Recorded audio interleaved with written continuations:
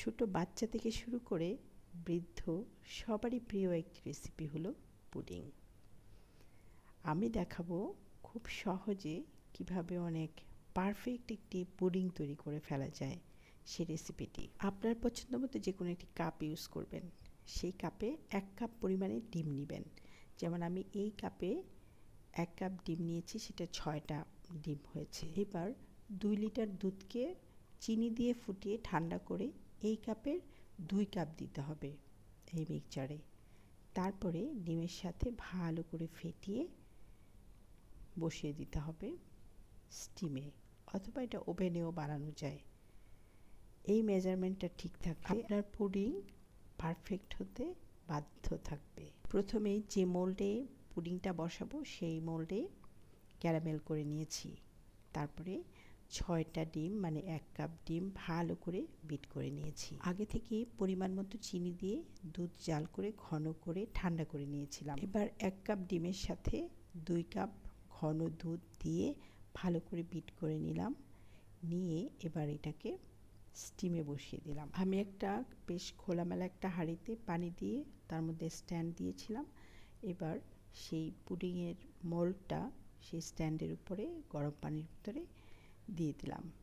দেওয়ার পরে প্রায় আধা ঘন্টা স্টিম হওয়ার পরেই হয়ে যাবে পুডিংটি। আর পুডিংটা ঠিকঠাক মতো সেদ্ধ হয়েছে কিনা সেটা দেখার জন্য একটা টুথপিক অথবা চিকন একটা শলা বা রড দিয়ে চেক করা যাবে।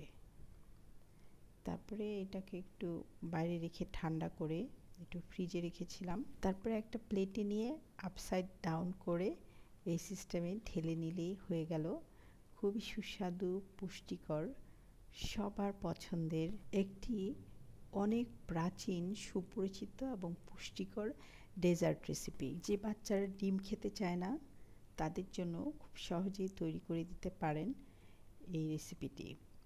আর এটা অত্যন্ত পুষ্টিকর, কারণ এতে রয়েছে ডিম, দুধ, চিনি। ক্যারামেলটা পুডিংয়ের টেস্টটা এবং ফ্লেভারটা অনেক সুন্দর করে দেয়। তো ক্যারামেলটা তৈরি করতে হবে জাস্ট খালি একটা হাঁড়িতে চিনি দিয়ে সেটা অনবরত নাড়াতে হবে। ওইটা একটু গলেই জাস্ট চিনিটা পুড়েই কিন্তু ক্যারামেল তৈরি হবে। আমি এই সিস্টেমে করেছি, আবার মাঝে মধ্যে মোল্ডের মধ্যে চিনি দিয়েও ক্যারামেল তৈরি করে ফেলি। এত মজা ছিল পুডিংটা, আপনারা তৈরি করবেন। তৈরি করলে আমার এই প্রচেষ্টা একটু হলেও সার্থক হবে। ধন্যবাদ সবাইকে।